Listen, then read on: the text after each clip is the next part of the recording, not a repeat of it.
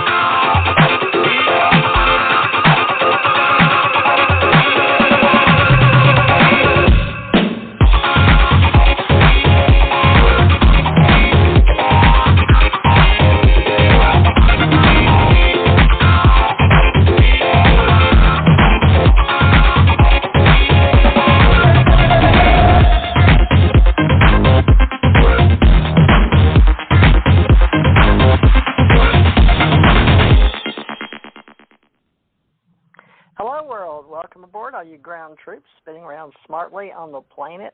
We are here today to talk about spiritual science and where we're going.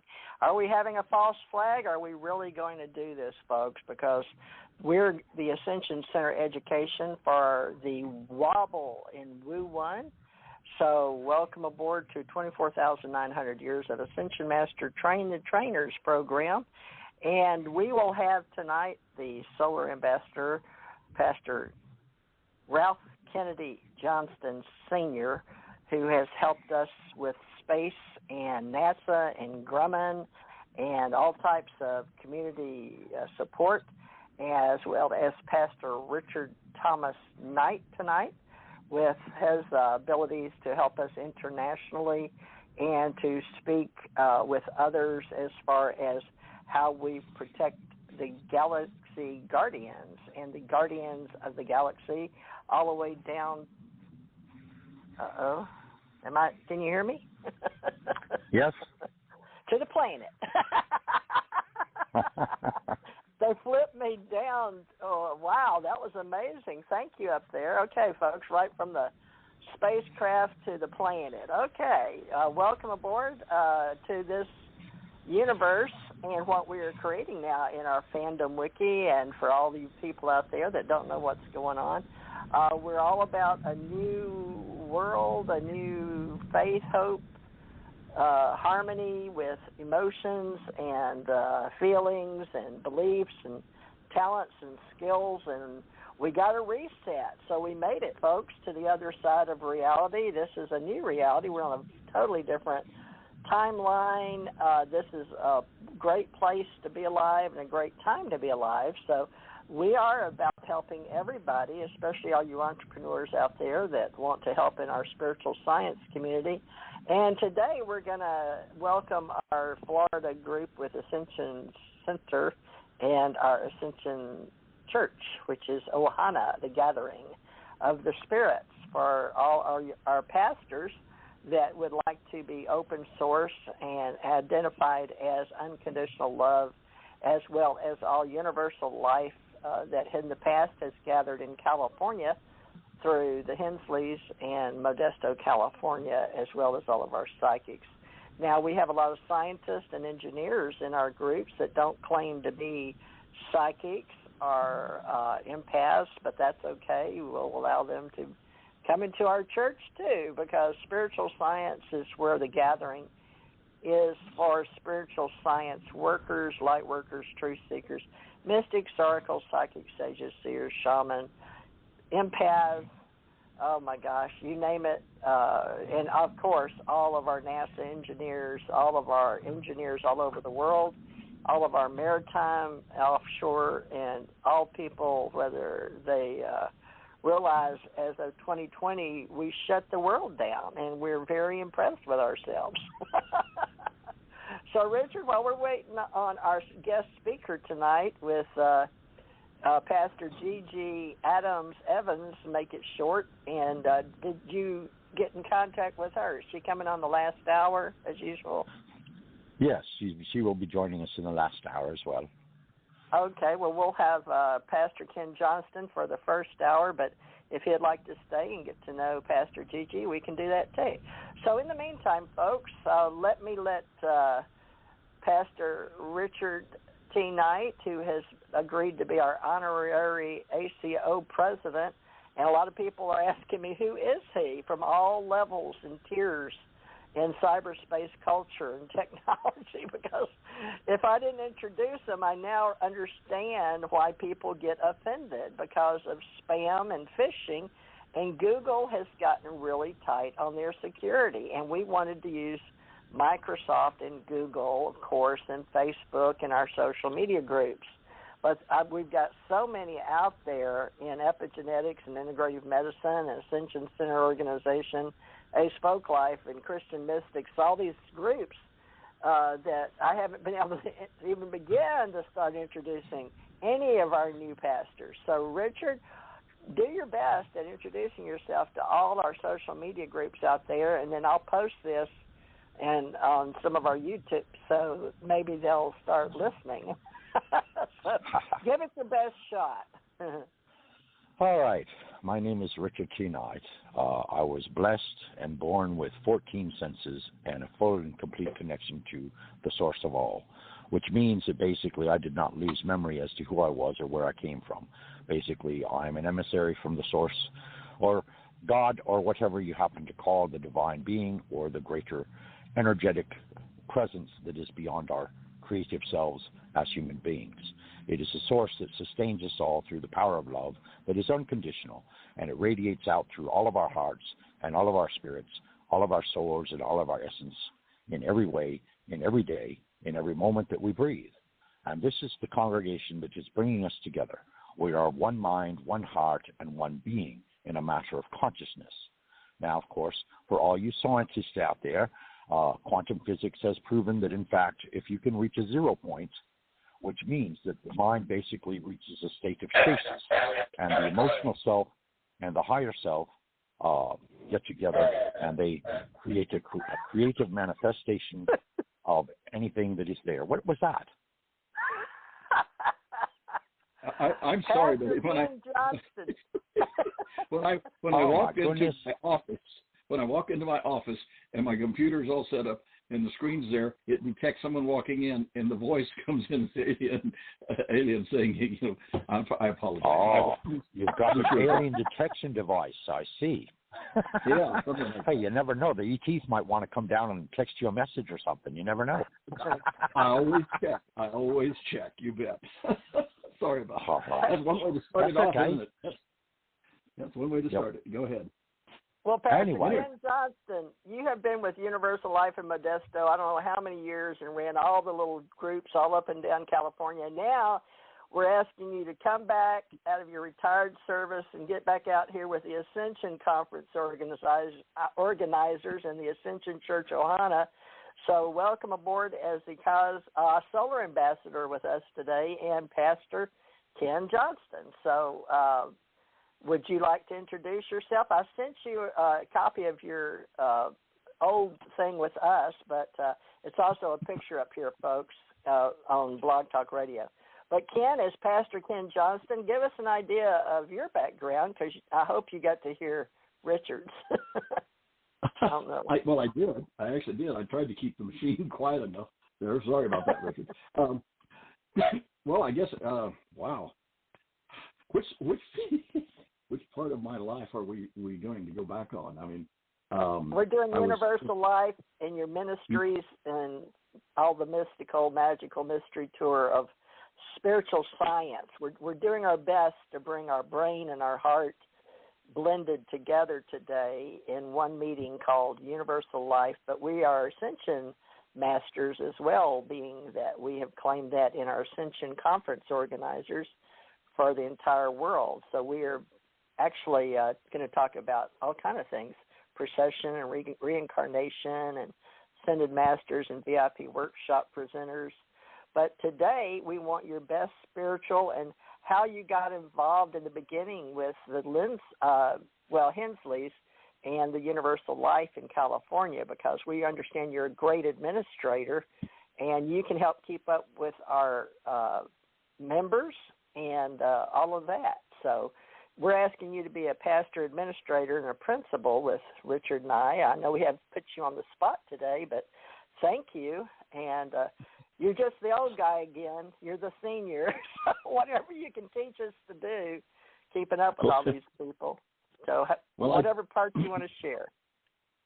Well, I did go all the way back. I mean, even back when I was in the fourth grade, and I accepted my baptism at the time, and I grew up very active in the little country town called Hart, Texas, with only 560 people, and that's counting all of us that lived out in the country on the farms. And then when I left that and went into military academy, I was Oklahoma Military Academy then, and then later off into the Marine Corps. But I stayed active with my religion, my beliefs, and once I got out of the Marine Corps and away from all of the savageness that goes on in the world, not that the Marines are guilty of all that, it's just we all are. And I had the privilege of working with the Universal Life and helped start a couple of different churches out in California. Gosh, I'm trying to think how many decades ago that was. That had to be back in, oh Lordy. We'll figure out some of the dates in that time. I've got some certificates and charts and things that I was involved with, because I was in charge of the whole district, running from Seattle, Washington, down to I guess it was Santa Fe in California. And so I had at least a dozen different churches that I would periodically go and visit to be sure everything was running right. So I do have a background with the Universal, and who knows, I may still be of some benefit and value. I'll certainly be available to do what's needed and what you folks need. So with that, I'll leave it there, and I'll step in whenever you want me. Okay? I guess so. Everybody got scared away and left, didn't they? Not at all. Not at all. Not at all. It was just took a moment for you guys to get back in there. I thought I'd talk longer. I know what it did. I'll do my best. Well, I mean, you have been involved with Universal Life probably maybe even past where I joined, because I joined when I was 19, became ordained and all of that, and basically got involved with Grace House, which was a youth community center. And we, counseled youth and so forth, and we held prayer sessions, and we evoked the Holy Spirit, and we evoked the presence of Christ on a weekly basis and so forth. And the ministry was focused on saving our youth from, very negative circumstances and situations. And I mean, now I was 19, so that would have been, 65, 74. Okay, I was about 15 years before that. Mercy. Wow. Okay. We'll together, I'll dig up my records, and we'll talk about that sometime and see where we're at. Okay. Go ahead. Well, sure. That sounds great. TJ, you have anything to add? Well, must be parachute bees. I was ordained in the Gold Pyramid, Ken, in Houston, Texas, where you and I met. I don't know if you remember Westheimer. Do you remember the Unity Church on Westheimer in Houston? No, I don't right now, but then that could be part of the problem of them taking away my memory whenever I got knocked down several times. So, and car accidents. Well, there's been things trying to get rid of me, and I'm still here. But go ahead. It was a gold pyramid, and I was very blessed that God, and I mean God. And Goddess and Godmother and Holy Spirit took me and walked me down to the podium to be blessed, and I had a laying on of hands in the Gold Pyramid.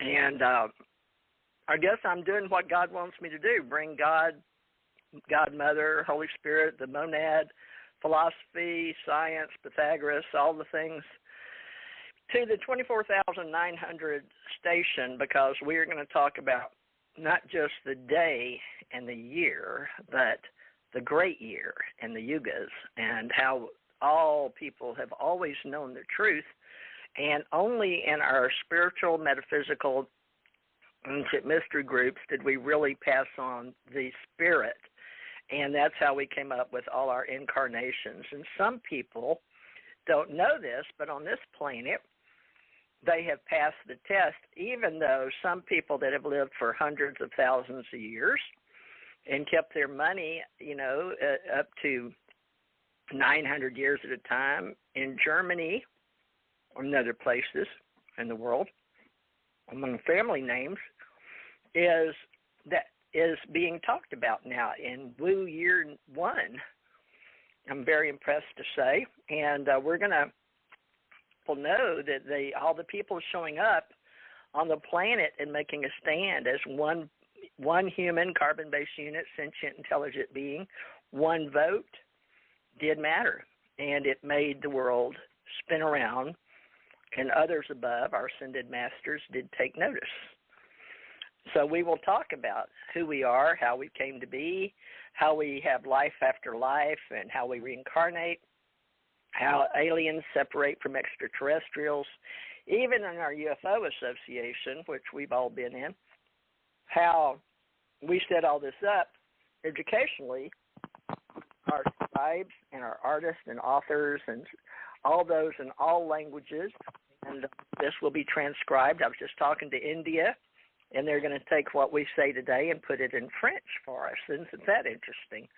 So, folks, this is the best of times, and if you can hear this, you are blessed, because we have been chosen to be in this epoch of time. This was something we talked about 10 years ago in 2011.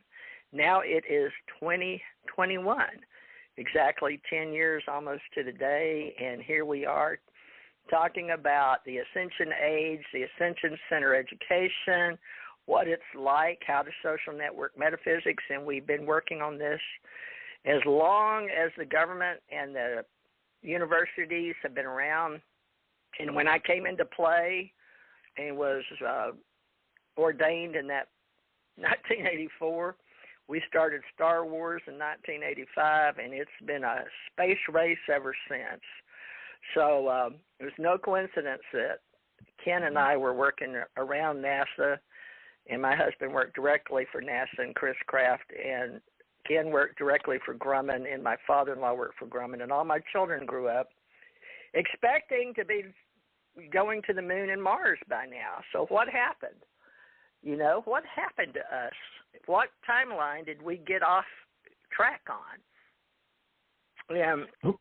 Ken, you lived through that. I'll let you talk to that, if you will, back in the 60s and what we all thought, and why aren't we there now? Is it our responsibility? Usually it's because we've had so many other things we had to try to work with, and it was just one of the things I wanted to throw in here before I lose it. I'm sure Richard and you both may have similar experiences, but I was born, when I was born, let's see, I'm trying to think how old I was at the time. When I was a year and a half, 2 years old, and they were going to do a tonsillectomy, I died. My heart stopped beating for 39 seconds. Back then they didn't have pull machines and different things like that.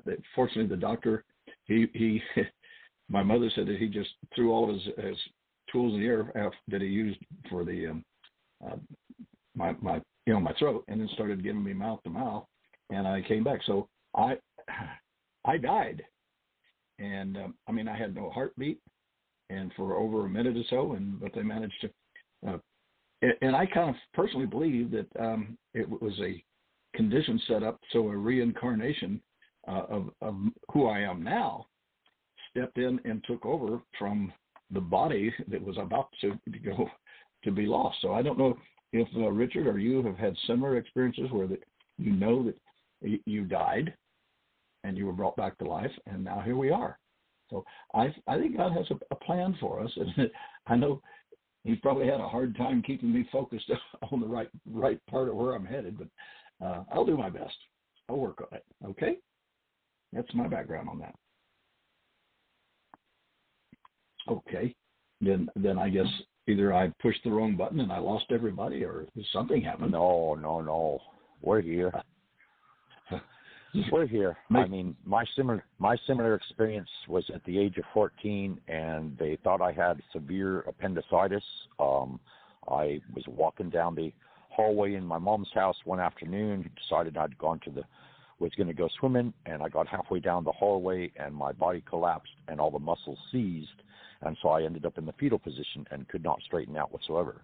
And so they took me to the hospital and gave me all kinds of muscle relaxers and all that kind of thing. And basically they did experimental surgery because the doctor didn't know for a fact what exactly was going on. Anyway, about 2 or so hours later, and I was above myself watching the surgery as it transpired because naturally the body itself was knocked out to a degree. And basically I died as well during that particular surgery. It turned out not to be appendicitis. The appendix was perfectly healthy, even though the doctor took it out for the heck of it, I guess. But anyway, this was back in 69, the same year that we went to the moon. All right.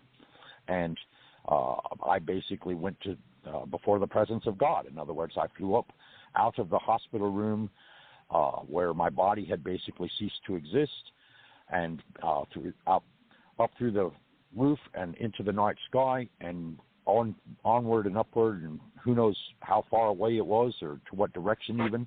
But I went through the colored tunnel, and at the end of the tunnel there were 2 angels, and the angels were standing there, and they greeted me as I arrived.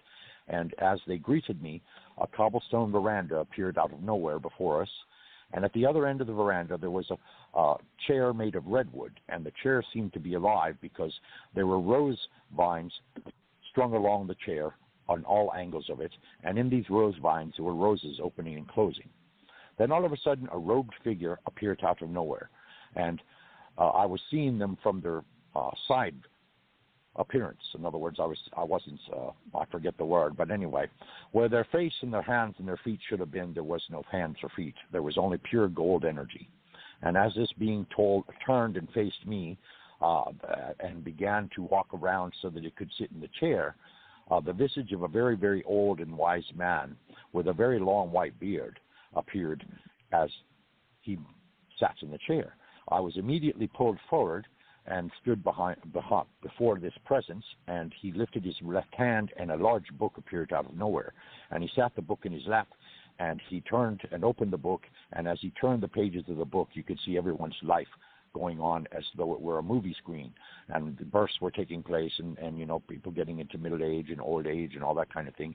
And he flipped the pages, and he came to my life, and of course my page wasn't very full because I was only 14 years of age at the time, but he still had the wisdom and the forethought to say, well, you promised to do a great many things and you haven't achieved hardly any of them, so naturally you have to go back.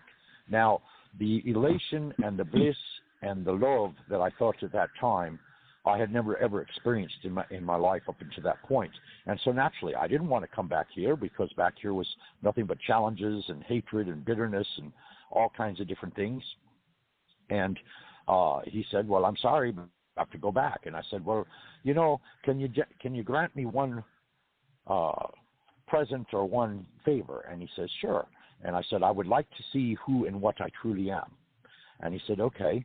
So he put up his right hand, and I basically was propelled back towards the entrance of the tunnel. And as I approached the tunnel, the angels were no longer angels. Instead, they were balls of swirling light of energy that obviously had consciousness. So I don't know how it was that I stepped away from my spiritual presence, but I was able to step away from it and look back.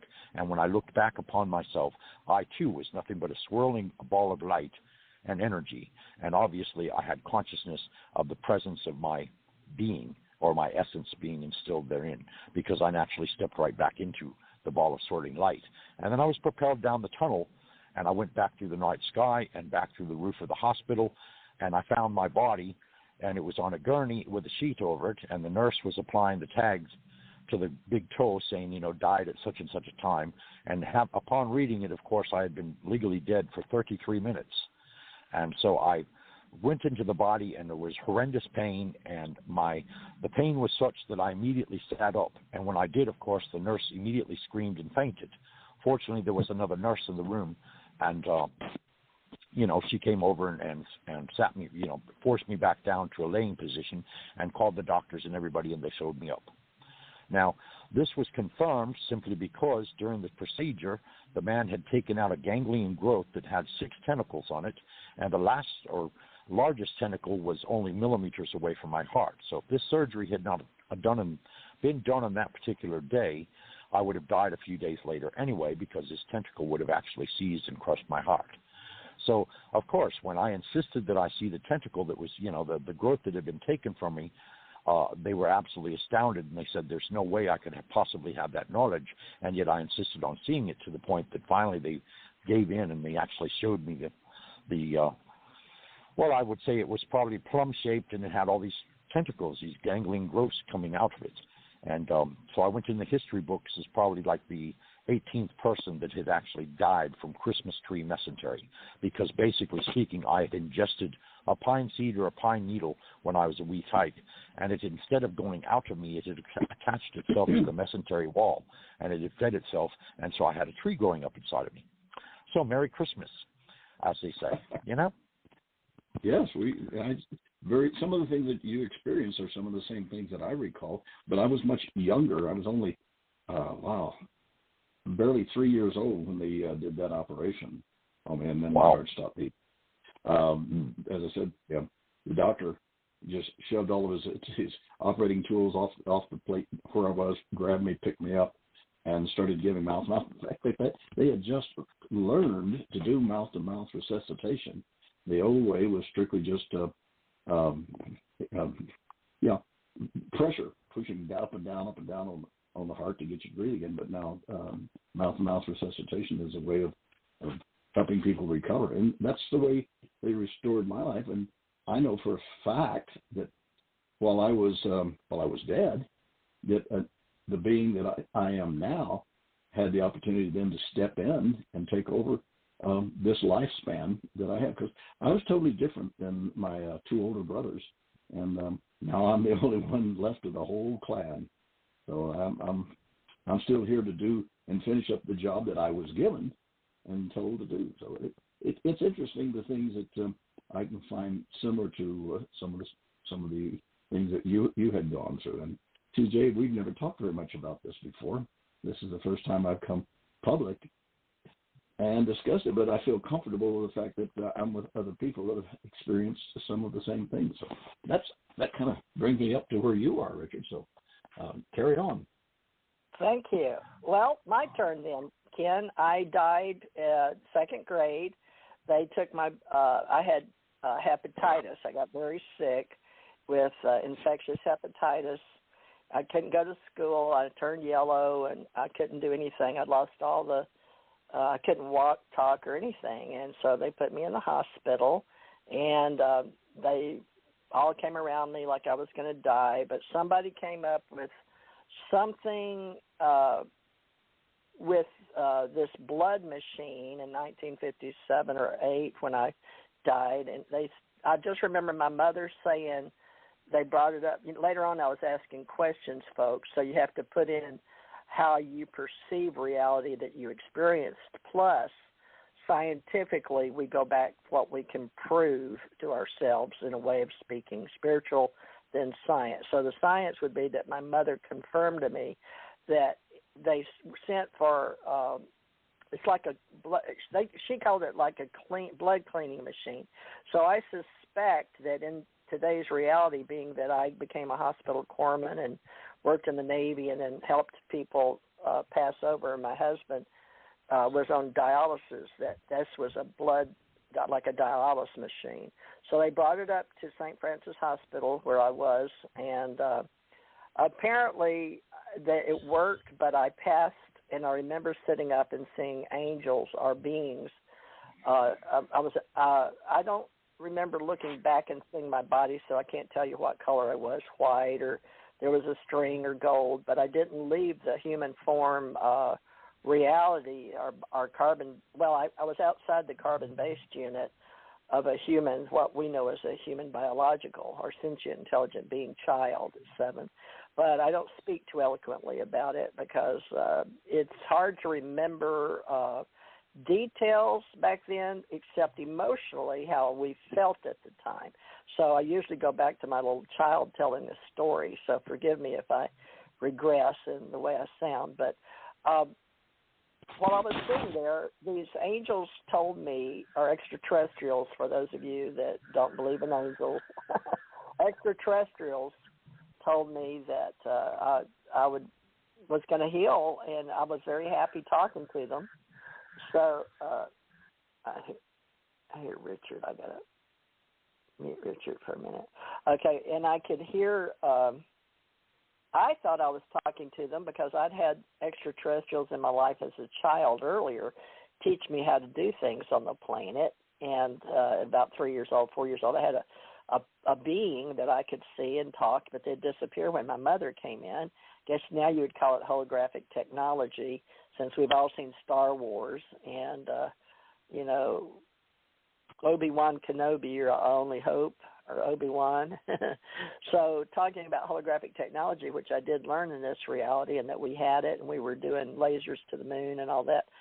I know holographic technology is important, but at that time, you're just a child and you don't know any of this stuff, so you take your experiences as they come and just think that's life. You have a very open mind, open heart, and we should always remember how we felt then, because that's really the way we're supposed to stay, is to have that heart-mind feeling inside ourselves. So they told me I would go on to do great things, and the mission, everybody since I lived, I guess I must have passed or something, because the angels and the nurses and brought in this man with a cap on, a black robe, and ropes around his waist and all that. But when I came back, they wanted me to talk to some people and they wanted to send it to the Vatican for a miracle and all that kind of stuff. So I don't know if they recorded it or not, probably somewhere.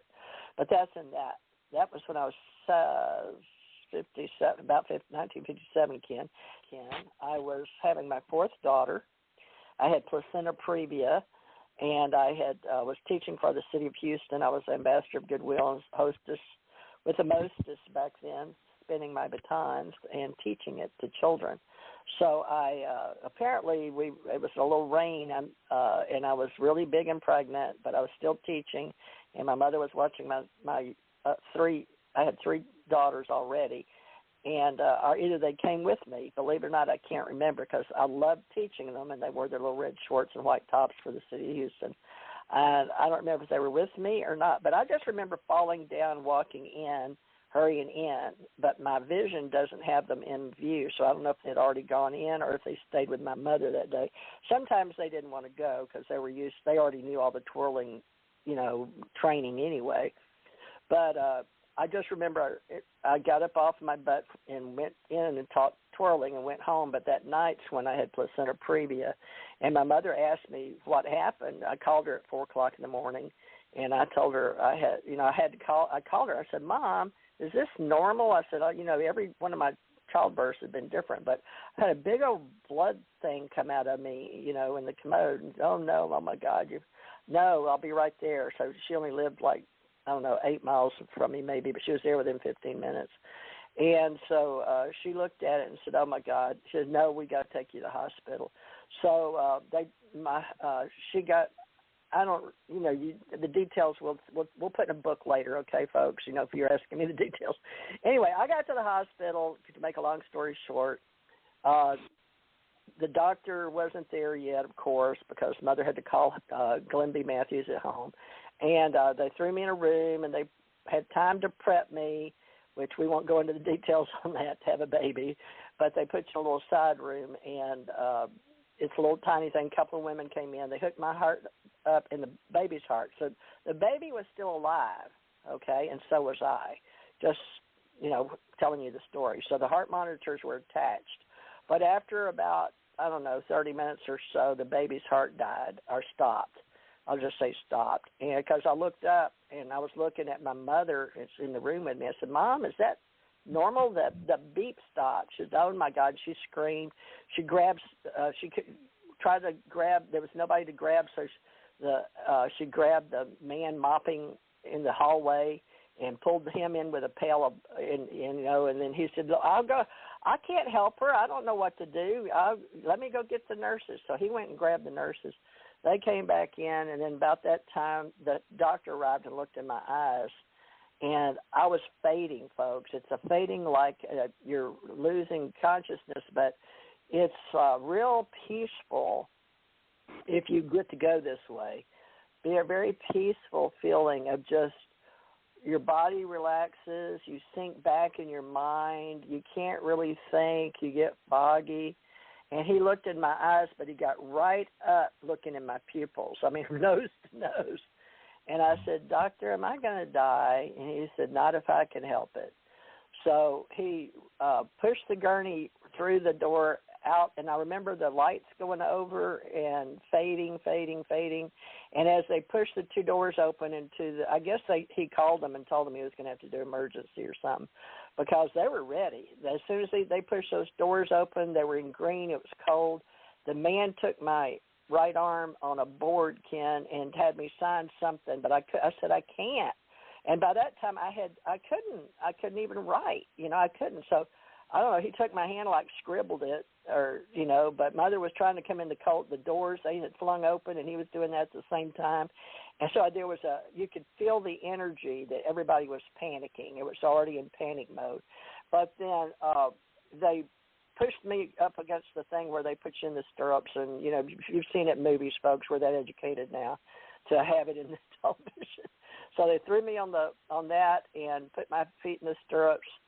And at that time, I saw the doctor. I couldn't talk. I couldn't move. I was just euphoric is the word, I guess. So, sorry.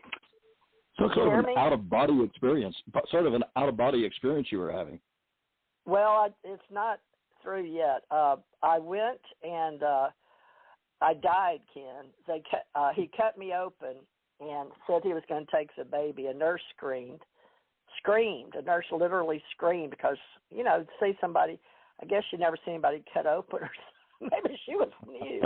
But she screamed, and then there was another nurse there because I think they all rushed there was a whole bunch of people. But I remember three nurses, one on each side of him, and then the man sitting next to me. And I remember him saying, give her, more. He said, Doc, I haven't given her any. I can't give her, anesthetic. He was the anesthesiologist. And I remember him, I don't remember his face or anything, but I could know his feeling. And, everybody had on greens back then. But he was sitting on my right shoulder, and I remember hearing him, but I was dead already. But he said it's 60-40, and I can't give her any anesthesia. It'll kill, she's already at 60/40. But I was passing then. And apparently, from what I understand, what blood I hadn't lost at home, they cut me open, and I remember watching it. So that's how I know I was out of body. I was above. Okay, folks, it's hard to tell you exactly where I was. Okay, but I know I was looking like I thought from my normal eyes, because that's where the body was. Your container, your unit. So I was watching him deliver the baby, like I was propped up or something, but I couldn't have been because I was laying down. So it must have been, the way I figured is my soul or spirit was up over my head, because at that time I was looking almost face to face watching them. And then I remember staying there and looking over and watching the other nurse take the baby. It was blue. They took them a minute to get her, because she had the thing around her neck and the cord around her neck, so she was born a blue baby. And they took her, so they finally got her resuscitated on the earth long enough to watch them put the baby's footprint in ink and prick her little heel to get blood, a drop of blood, which I don't know what that's about. I guess they have to type her. And I looked at the clock, and I don't remember it, what time it was, because it'd been like 4:45 and then 6:30 or 6:45, I think. I don't know. It was on her birth certificate, but she's dead now. But at the time, I soared off, Ken and Richard. I raced off through the ceiling, through the atmosphere, where you watch the world go whoosh, and I was going in I tell people escalator because it was going from the ground up, but I was in I felt like a tube or something, but you can't see it or feel it. You just go, and you're soaring like in a spacecraft, and you soar straight through this universe, and I went through the multiverse and the metaverse and the Xenoverse all the way up to the Omniverse, I think, because that's 5 levels. And that's where the gold beings started talking to me. And I said, stop, and I've got to go back. What will happen to my children? And they said, you'll experience more pain than you've ever experienced before if you return. They didn't say Earth, but that was in my head because it was telepathic. So I thought about it for a minute because I didn't know what they meant, but I remember saying, of course, I think I'm saying, folks, but I wasn't. I was thinking it. So I said in my mind, I don't care, I want to go back. So let's see, they tell me something else. Oh, yeah, it seemed like forever, but it was like just a few moments. I don't know how many lifetimes it was. But during this time when I was going up there, see, all these other angels, spirits, stars came into my body, which I think were shards or some of my lifetimes, because when I came back, I had intellect, and I could collect stuff at the university, straight A's. Anyway, that's on down the road, but I mean, I was amazed. I changed because of the soul, is the way I figure it, and we can tell this story for others later because I wasn't willing to tell it all the details. But the way I figured it, talking to these 2 beings that were gold later on in my life, I'll tell you guys about it and how the gold falls away and, you're a human and carbon-based unit again. But anyway, I remember what they said. They said they had a conversation for a minute. It was they said all children will become your children, and I agreed. I didn't know what that meant. But yeah, right, okay. I just wanted to go back, so they sent me back down the same way through the universe, multiverse, metaverse, or opposite, omniverse, xenoverse, multiverse, metaverse, back down to this planet, this solar system, and this planet, and boom, I hit my body, hit the gurney. And I remember that. And they said I came off that gurney 12 inches, boy. Of course, they may have been doing the paddle, right? I don't know because I wasn't there to see it. So that part's gone. So let's just go from I died and over to the ICU unit. My mother was in there with me at least 36 hours or 3 days on the same gurney, ICU or whatever they call it, intensive care unit. But Mother said that it was 2.5 weeks before I got out of ICU, and I never bonded with my baby. And then it was when they took me home, I'd lost all the blood in my body, and they had to replace it, and there wasn't enough in the hospital for O positive, so my dad had to literally give blood to me. My stepfather happened to be O positive. So that's pretty heavy. And I've died since then, Ken, but I'll stop there. Somebody just joined us. I think is this Pastor Gigi Adams Evans? Hello. Yes. Hello, everyone. I felt you, and then you came on, and I knew I'd have to wait on my other death stories so we could hear your story. Everyone, this is Pastor Gigi Adams Evans of Athens, Georgia, that has just joined us, and she has her own ministry, and she's a musician, and she's a writer. And I want you to meet the well-known, very famous Ken Johnston, who has worked in some wonderful places. Ken, and then we'll let you introduce yourself. Pastor can you hear me on the? Is my phone working okay? Yes.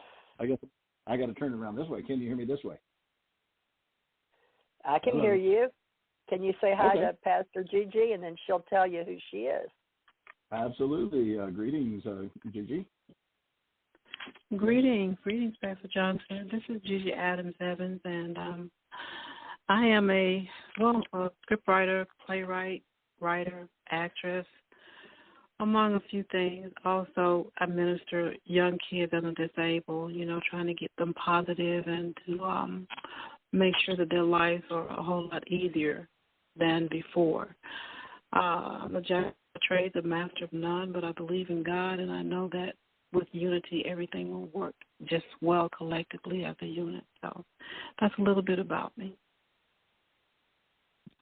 Oh, good. Well, this is my first time to be on with TJ on this program, but she and I have gone back, I guess, probably a decade or two when we first made in contact, but that was all dealing with the space program that we've been involved in together. So I'm gathering from some of the comments being made by, I'm sure you'll hear the same, that we all have had past life and death to life experiences, and I guess that's all part of the Creator's plan to get us to get together and be prepared for what's coming up next. And I'm open for anyone to tell me some of the experiences that they've had, and hopefully what they're expecting that we're going to be going through within this generation. So it should be interesting. Welcome to us, Gigi. Thank you. Now we go for a quiet moment. Okay. So let me get Richard back on here to talk with you. Okay. Richard, hold on. Gigi dropped. I guess she'll call back in, Richard. It dropped her. She dropped off on her own. I didn't touch it. It wasn't me, Richard, okay? Okay. I put the wrong button. Look now, you ETs, you quit putting your finger in the mix. You hear, I'll have to spank you. That's right. I got a big paddle that reaches through all kinds of dimensions and universes, so you best behave. You sound like an Irishman to me. Do you what? Oh, here she is. Okay, now Richard, you can tell Ken and the listening audience how Pastor Gigi and you got to do how y'all met, and she's back now. Sorry, I didn't punch any buttons, Pastor Gigi. I don't know why you fell off. We're all pastors here. Go ahead. It's just my internet service. It's okay. Sorry about that. Okay. Well, I'm going to turn the floor back over to Richard, and I'm going to mute while you tell your story if you've passed, because you weren't here when I said that you guys could talk about how you met. But have you passed or had a near death or out of body to be an Ascension Master here with all of us? And then Richard, I'm muting right now, so you will lead the panel. I'm going to mute. Okay. I'm listening. I'm right here, everybody. I'm running the board. Yes. Yes, I've had 3 past life experiences. I was 16, 19, and 21. With each past life experience, I was shown different things in my ascension, and I was supposed to come back, which I did come back and tell people what I saw and what they needed to do as far as the voice that I heard in my experiences. I was also taken to different places in that death experience to see different people, different places in the world. Learning, teaching was one of the things that I had to do. I had to come back with that positive message for everybody to know that God exists, and also to teach humankind about our alien brothers who are also a part of our universe. The second time that I passed away, I was gone for about probably about 6.5 minutes, which is not normal because I think your brain loses oxygen at a certain point. And I was shown different places in the world again. I was asked certain things of the spirit voice that was talking to me. And I was given a key in this particular ascension that I had, and I was supposed to take this key and to keep it and to make sure that that key was the key to the universe to open minds for people with the teachings that I had taught. Some of the things I can't really talk about because I was asked not to, but to rather show instead of tell. So those are the same things that happened with the first episode. And I just, I feel so elated because of the fact that each time I went and I came back, I had extra energy that I didn't really understand at first until I started to read and understand other people, going to all kinds of meetings to understand why I had these feelings and why was I feeling and seeing visions that I had, because I had since I was 10 years old. But now I understand the visions and what to do in this life that I've had. And the third vision was also to bring me back to a reality. Hello? Gigi, are you there? Well, we're here. I'm still here. Gigi lost connection again, or what? Anyway, hopefully she'll call back in a moment or two. She's showing. She said she had a bad internet connection, but she's showing on the board. But let me refresh it just in case. No, she's still here. Gigi, okay. Will you drop and call back in because we can't hear you? If you can hear us, she may just still be talking and not know we can't hear her. Folks, we apologize. We're like newbies on the internet. We're actually not. We've been here since 2012, so I've been pushing the same buttons for a long, long time. But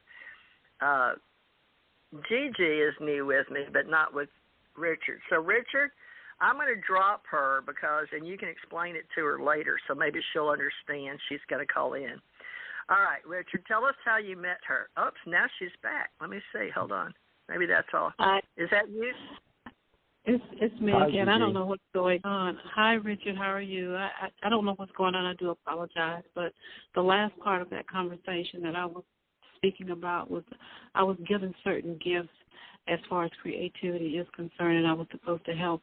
Well, I am doing it now as far as art is concerned, and helping people to move forward in their lives in a positive manner. So I've been shown many, many things. And I was also shown a few of my past lives that I had, and I thought that was kind of different and extraordinary for me because I've never heard of anyone talk about that. But looking at myself and looking at the past lives that I had, because I've spoken to Richard about this many times, and we do transcend, we do change, from one human soul to another soul. So that was basically it. My ascension was to teach and to help people to move forward. That's what I learned when I passed away. I didn't want to come back on the third time because it felt so good being where I was at. And unfortunately, my grandmother told me that I had to come back. So that's probably, it was kind of regretful for me because I wanted to stay. But there's a lot more. Richard? Okay. Yes. Might you recall when you and I met? It's probably been a good 10 years ago, at least, somewhere in there. Because what I vaguely remember is that we met over the phone. I'm not sure if we met on LinkedIn originally or exactly what the means was, if in fact we connected on the Internet at first. I tend to believe it was mainly by phone. And then, of course, you welcomed me into the spiritual blog talk radio show you were doing at the time. And things took off from there, and she and I shared a radio show, radio program that was based on spirituality, and we allowed various audience members to call in as they may with questions or concerns, and we would do our best to rectify or give them wisdom or assistance as we could over the radio. And we had a third party join us who was named Tito, and eventually there was a period of time a few years down the road where basically I had walked away, and of course Gigi and I have always stayed in connection. We've always stayed in contact by phone or by internet or by Facebook now, of course, because social media is a whole lot more advanced than it was even 10 years ago. But that is what I recall anyway, that it's like, you know, you go through life and you meet people, and there are certain people that you automatically feel are family. And I don't know how to really express it other than to just say that, you know. You're not blood, so I tend to say, well, that's a sister of another mother, you know, or something of this nature. Simply well, because... Well, we should talk about that because soul group, I don't know that Ken feels a kindred spirit to you or Gigi, but I did instantly. And you guys have been on the Blog Talk, but I didn't ever hear you.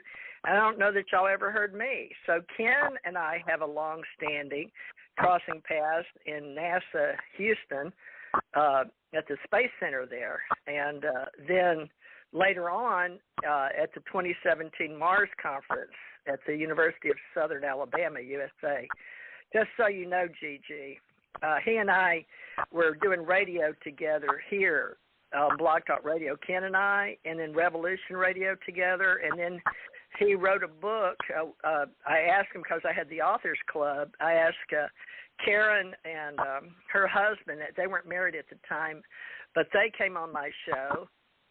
And we were telling them we really need everybody to write a book. So I encouraged Brett and Karen to write a book, and they in turn, Ken went and got them from Texarkana and moved them up close to where he was in New Mexico, and they helped him get his book written. So Ken and I go way back, and he also has been a speaker at many conferences in and out of country. And we're very proud to have him in our, we wanted him to lead us with the Universal Life Ministry and how they did their database and all that. And he can help in a lot of ways with administration, Gigi. And Monday we're going to be listening to C-Vents. And Richard, I'm sure there would be no problem with her, Pastor Gigi, if she has time Monday at 11, but you can talk to her about that off air, okay? So, Ken, Gigi, and just for all our BTR listeners, that's for Blog Talk Radio, you may have listened in the past and recognized Pastor Gigi and Pastor Richard on Blog Talk Radio before, helping people in spirituality. Gigi, did you build your radio on spirituality or paranormal back in the day? Well, in the beginning, I had one little short episode of the paranormal because I became a member of SETI at home in MUFON back in it's been about some years now, and I started out with that, but I never got too much of a response for the paranormal, so I went ahead and started the spirituality. And that's when Richard and I started, you know, with our programs and everything, you know, talking about the afterlife. Was that about 7 years ago? You said about 7? About 7, exactly. That's interesting. It was about I have 7 years some on both, paranormal and spirituality, but I have the same. I didn't get a whole lot of people on paranormal, but I did on spirituality, and I know the psychic readings were really big, and I used to work with Mr. Levy. Alan Levy owned it in the beginning out of New York, and then his women that worked in the office, and we worked out a lot of details, but he had a programmer that did not want to give us our own paranormal and spirituality. He's put them under hobbies, right? Yeah. So we've earned our stripes here with Blog Talk Radio, folks, but it's now been bought by Boxcast. Probably more information than you guys need unless you want to start your own podcast or radio show. But we're doing this out of the goodness of our hearts because we had mixed cultures in extraterrestrials, aliens, and angels and UFOs, and now UAP, or unidentified anomalous phenomena, because some people have seen biological intelligences and they don't know where to put them, be it orbs or angels like Wizard of Oz. Like I had some come down and pick me up, and then they went away in orbs like Glinda and Wizard of Oz. And so I have never written this book, by the way. So, Gigi, I invite you to write this book with me and Ken and Richard on our experiences. I think it would be a beautiful book. We can come up with a name for Ascension Age We're doing a series with Dr. Richard Allen Miller. So, but if you can get in our ACO Event Managers CVent training for our webinars, I invite you to do so, and Richard will tell you about that afterwards. So, Ken, don't you think it's odd there's a man and a woman that's done BTR before for years, and then you and I, and Ken doesn't even remember all the Blog Talk and Revolution he's been on, but at least 6 to 12, folks. Right, Ken? Mm-hmm. No, and then, of course, I really think that the negative forces have done their best to try to eliminate me in auto accidents and different things, and people just do head-ons and things. And I'm still around, at least long enough. You got into the books that I put out, the Ken's Moon, as well as one, the regression of a NASA whistleblower, and those things, right. Those books. I've 3 of them out there. Mm-hmm. At any rate, that gets into the history that you and I were involved in with the space program and all that stuff. Yeah, you and I go back a long ways, but then we didn't even know each other sometimes. Yeah, there's a huge area in there in between Houston and when I was in your life and you'd done radio before you went to get Karen and Brett. You'd been on my radio show, 2012 forward. You may or may not remember. Mm-hmm. Go ahead. No, I remember that. In fact, that we had a really good picnic party over somebody's house there before we all left and headed back to our own home bases. But that was a good experience. I enjoyed that. Well, I'm talking about way before that, before you even wrote your book. Oh, yeah. So you come on the radio before you ever had your book written. So that's how you got in our authors club and became a principal and a director, because you did everything we asked you to do. And you were our senior. Well, you're gonna have to set me down and let me read my history, because wow, when they've gone after you and tried to wipe out your memory on things, it's amazing. When you start bringing things back in, and all of a sudden, oh wow! I was listening to what's this? Just a moment. I'm working with this one here. Oh heck, what was his name? Oh well, anyway, he's your helper. Number 2 guy in this program here. When they started talking about events in his life and things, then it started triggering memories coming back up. So I'm trying to reestablish my ancient history and my past lives, which I've had a lot of experience in that. And just even today, I was bringing back in some of the events that took place when I was very, very young, and then later on. And it seems like a lot of people I've listened to today have been involved in becoming pastors and involved in religion and involved in passing good information. Although we have some denominations and things that think that we're evil, but when they start getting to know what's going on, then they realize that we may well have the true path. So with that, I'm going to just sit back and relax and learn more, and then I'll try to do my best to be of some benefit to help others.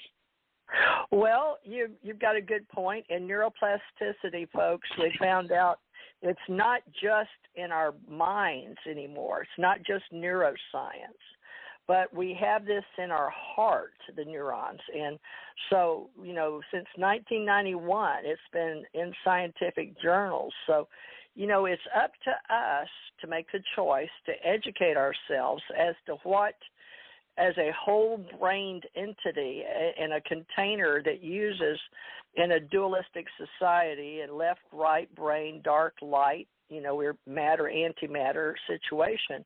This biological container, this physical carbon-based unit that we have, once we've left, as many of our pastors as Ascension Masters have done. Go ahead. Hello? What, Ken? No, nobody. I mean, TJ, you just went blank. Oh, I'm here. sorry. Yeah. Can you hear me now? I hear you now. Okay. Well, thank you for letting me know. What I was saying is, with all of us passing out of our bodies, we actually can accept that we're spiritual beings living out a physical reality here with our senses. And nowadays, what we're doing is this spiritual science, and we're going to begin Monday our web science, world science webinars, training the trainers with CVent Monday with a man in South Carolina, I'm told. And we are organizing that for our Train the Trainers, Ken, and you and your wife have been invited. Now, this is all apparently being organized off-planet, folks, because we all are looking at each other wondering who's making all this happen. I can assure you not one of us is. So, Miss Gigi, if you feel lost that you're here and you know you're where you're supposed to be, but you're like, well, where's this guidance coming from? I don't think Richard knows any better than I do or Ken. So we, look at it like we're 4 people that have done radio, and we're doing our best to hold on to the Ascension Center education while the Ascension Age happens in this epoch of 24,900 years. Now, folks, let me explain. Some people say 25,000, but what happens is we take our Earth is one day. You know that. To rotate, okay, day, night. You understand that. We learn to speak, and we learn 7 days in a week, right? Monday, Tuesday, Wednesday, Thursday, Friday, Saturday, Sunday. Each one of those is named after a planet in this solar system. Well, Ken is our solar ambassador, and he wore that badge among many of our contractors for the government and was able to be that person and help us while we graduated from the 60s into the year 2000, all the way up to 2008. And Ken has since, I've known him for a long time, I knew about it and did my best to get him to surface again, to speak again, when Karen Patrick and Brett Shepard came into his life with me and radio, and Janet Carroll Lesson and Dr. Alexander Sasha Lesson, PhD in anthropology. So that second book he's speaking about came to be when Dr. Alexander Lesson actually helped regress him back in a hotel room at Contact in the Desert. At the time he met Laura Eisenhower and David Wilcock, and I think he met Corey Good and Emery Smith. I can't remember that. But I do remember him calling me and Janet both calling me. I have been a marketer, promoter, public relations agent, talent agent, a manager, all of the above, and radio host while my husband was very sick and dying, and then my daughter was very sick and dying. So I only met him in 2017, and we rehashed out how he and I had worked with, knew about Wernher von Braun, met him in person, or at least it was a big deal when we were kids to shake his hand, Wernher von Braun. I didn't meet Kennedy. I was only 13 when he died, but I did get to meet J. Allen Hynek, and these were people in the UFO extraterrestrial industry, and we knew back in that was going to be a very huge industry for events, conferences, trade industry, books, now e-books. So I hope that helps some of y'all understand why the Ascension Center, being out of body, near death, and the neuroscience, because now we're teaching, as Greg Braden, the heart math, Drumbalo Melchizedek. We have many teachers that were in the old hippie movement, but my daughter even learned about Greg Braden on her own, and he teaches exactly what we teach. So we're all teaching about your heart has a brain, and a brain it's the same cell configuration like is in your brain. So there is a whole new education, even though it's been around since 91. And so what year is this, 2021? So we've got 30 years of catching up to do in all of our spiritual groups, because just like our space race, 60s, well, actually it was back to the 30s and the 40s, we've gotten way behind. And now China's roughly 5 years ahead of us, and they all do a 5-year plan into space. So you'll be hearing us talk about spirituality, our essence, our ether, our day solar system, and also going out to the binary, which is called Sirius, and you can look up books on that scientifically. That will be in our World Science webinars. But when I lose you, it's because a lot of you didn't know why we were celebrating 12-21-12, and then we celebrated 12-21-20, or 12-21-20. That really, it was where we were coming from 2011 to 2021 to be awakened and claim it for the Ascension age, because I thought we were, like everybody else, we were going to have everybody primed educationally in ancient wisdom and new thought teachings in 2012. But again, we were fooled. Ken, you remember back in the 60s with the Jetsons, and we thought everybody would be living in 2000. You went with me 2001 Space Odyssey at the Windsor Village. Do you remember 2001 Space Odyssey? Just vaguely, yeah. I know we did it. You said, can you hear me? You sat in the middle, up closer to the astronauts. Remember? Yes. Okay. Windsor Village Theater. We all went and saw. Yeah, it's when NASA got. Only certain people were invited for NASA employees, but Grumman too. Oh yeah.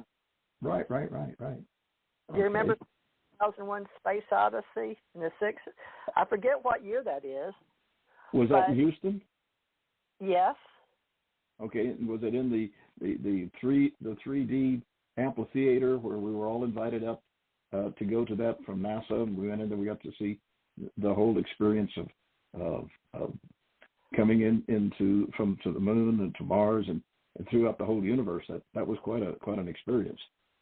Yes, so you do, and because folks, when we reminisce, a lot of things gets wiped. But that was 1968, and during that year, we thought by 2001 Space Odyssey in the year, we thought it would be like that. That's why it was called 2001 Space Odyssey. Okay, so in 1968. Ken and I were sitting here believing we were going to be in space like everybody else that we worked with, okay? And it really did happen. We really did have astronauts, and Ken really did work his butt off, excuse the terminology, in those big old equipment and testing it out for the astronauts. And these people didn't just go be engineers and do these things. Ken, you're talking about tell people. Vacuum chambers. Yeah, tell Gigi about this stuff you had to do, put all that equipment on, and how heavy it was. And you know what I'm talking about? I'm very impressed with that. Actually, if you see my book Ken's Moon, I'm wearing one of my vacuum chamber spacesuits, actually a spacesuit, which is fully pressurized, and then I would have to use that and go into the airlock. And then go in, and from there, once we got my spacesuit up to the point where I could handle it in a full vacuum, then we could open the door from the airlock and go on inside the main big chamber, and then up the ladders and get inside the spacecraft. That's where the testing, all that information went. I'm not sure that's where you wanted me to go with this, but can you tell her about Grumman? Civilian, how we have civilian astronauts versus those that get to go in space. Can you do a layman term for her and those listening? Well, most of us that were civilian astronauts, and that was the terminology that they used us, because we were not. Most of us, the civilian astronauts, were not government employees. Like I was with the Grumman Aerospace Corporation, and there was Martin Marietta and about 4 major aerospace companies. And when we would be used, in fact, they used us as the guinea pigs, if you will, the term, to test things out first before the NASA qualified astronauts would take over and go from there. So yeah, I had the opportunity to test the spacesuits to be sure that we were doing well. About 10 to the minus 12 torr. Now, what that means is that there was 1 molecule of oxygen in every cubic foot. That's not a lot of air to try to breathe. So the spacesuits are what we had to wear to use those. There's a cute little picture of me in the spacesuit in the regression of a NASA whistleblower, and that got me in a lot of trouble. There are people out there that have been hired by certain departments in the government to try to shut us down, but when we come forward and we've got documents and records, and that was one thing that I was good about, TJ, is that I kept copies and the actual copies of all of the programs, all of the vacuum chamber tests and different things like that. So when somebody like Mr. Oberg, which I had, he almost got me killed when I was over in India giving talks. We'll talk about that sometime. All I have to do is just pull out the records and the documents and submit the truth. So long as we are sticking with the truth, and just like what you guys have been talking about, having to do with the spirituality as well as our own convictions and beliefs and experiences that we've had, past lives, present lives, those are the things that are, I think, some sources of this generation doing the best to try to keep us quiet. And so long as we stick with telling the truth and sticking with provable events and things, such as you talking about how we died in hospital operations and things, and we've got records and documents to prove that, well, nope, he's back to life again. So I'm amazed at when I was hearing him talk about his experience of dying and coming back. It was very similar to my own. So I think we are here because we've been chosen to be here to present true facts and help us all, I really think, be prepared for an advancement in our beings as human beings, and to be able to go into the celestial contacts with more advanced entities as well as those that are more primitive. So there's a lot of fun stuff ahead of us, a lot of dangerous stuff, and a lot of interesting experiences. So here we go again, TJ. We're off to do it. Thank you. Can you hear me? Loud and clear. Okay, I just put a comment, folks. The world's changed so much that all my tools as a developer have changed inside, and I'm going back to work to learn how to use computers like when I worked for the government. They put a lot of money into me to train me back when we had sun systems at Great Lakes, and we were using Wayne computers when I was flown out to Hawaii. And, they moved our furniture and our car and everything to Hawaii. But nobody out there talked about 2001 Space Odyssey that much, but we sure did at NASA, and we thought 2001 was going to be similar. It's a benchmark. So that's what I put. I would like you folks to help us live our lives now and participate in action in our cyberspace culture, whether you're an author or not, it doesn't matter. It used to. When Ken came, I said, well, he can't join because he didn't have a book. I was very strict about that, even though he could, that's who I was. I had my husband sick, but Ken, I'm so glad that once I started researching you and realizing, oh my gosh, I was very impressed. And I knew you had to get that book written in. I was so proud of you for going and helping Karen. And we talked about it on the phone back then, all that you were doing. And you were very, very supportive. You took your truck and helped them move. That's pastor work. Right. You did charity work. And we packed everything up in the trailers I had to pull, and I moved them all the way from, the southwestern corner of New Mexico all the way to wherever they are now. Where is it? Where do they live now?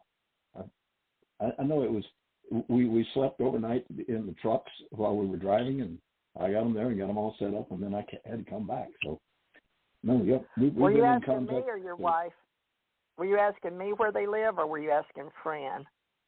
Yeah, well, Fran's out with me right now. She's outside feeding the horses, so it's you and me.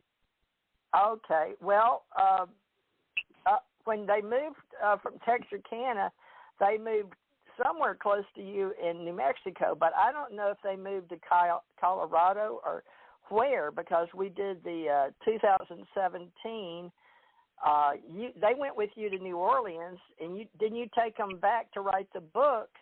They lived close to you, didn't they, in New Mexico? Well, they were close to me near Albuquerque, New Mexico, for a couple of years, and then they moved down to the very southwest corner of New Mexico, and that's where they are now. I think that's where the Swedenborgen, the lady that sat with you and me for the Mars conference, it was the Swedenborgen conference people. We liked her, and she liked us.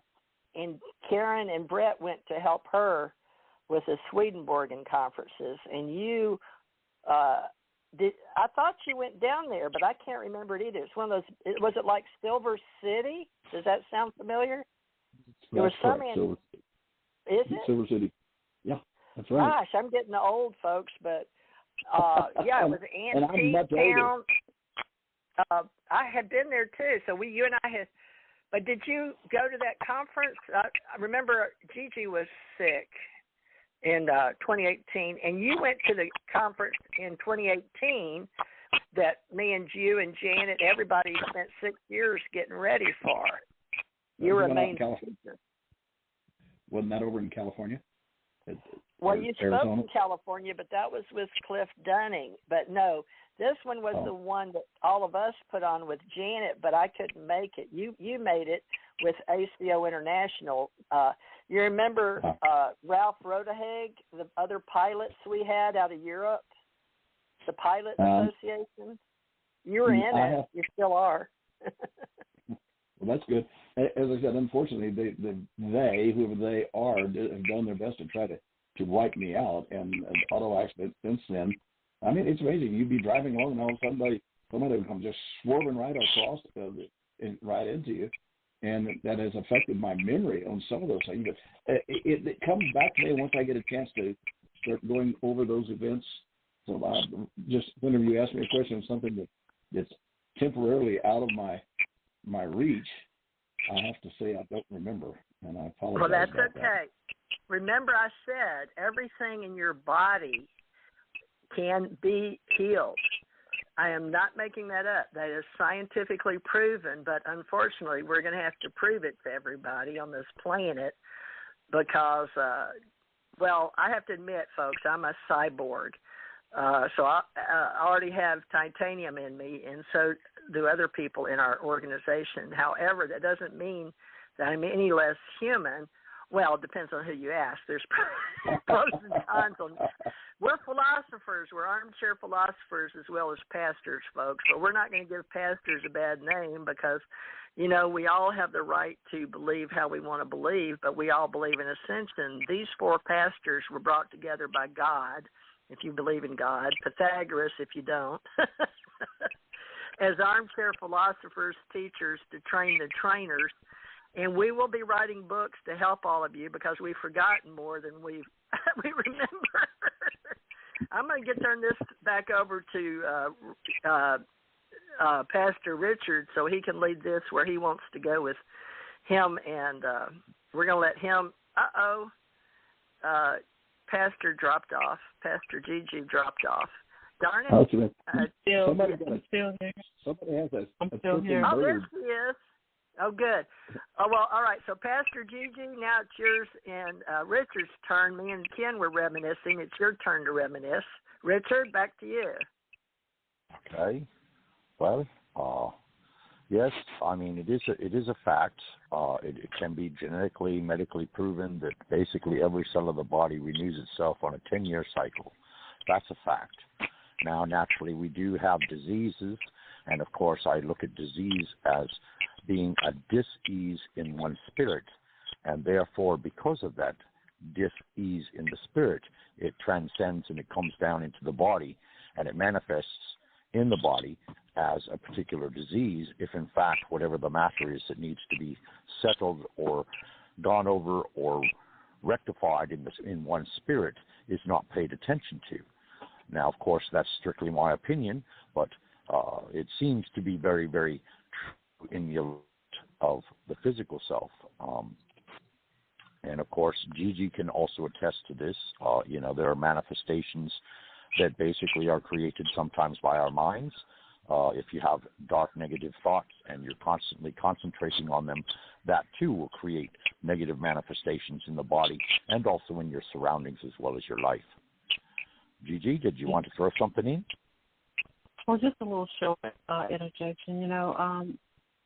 To me, it's like what all you guys spoke about. But for me, it's just like being born again, in another spirit, in another life form. Something pretty much like the classic passage from the Bible that answers the questions in John 3:1-2. It's amazing how we can all just come back as someone else, still remember all of our past history. And that's because of the programming that we have automatically. I do believe that aliens have something to do with that other than the spiritual content of life forces itself.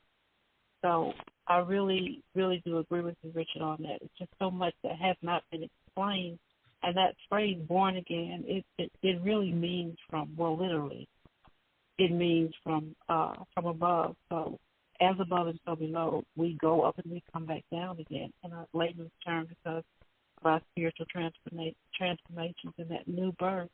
Being born again, to me, is actually the act of God where eternal life is compared to the person who really believes. I could not agree more. I mean, after all, we have Saint Germain, the herald of the violet flame, who basically is more or less, you could say, an ascended master of both transformation and transmutation. And, of course, we also have guides and assistants, angelic hosts, guardian angels, a healing team. And these are all spiritual entities that assist us as we go through life. And we are blessed in a multitude of ways. I know that, when I was 5 years old, suddenly I was a savant of language. I could speak 14 languages, read, write, and understand them.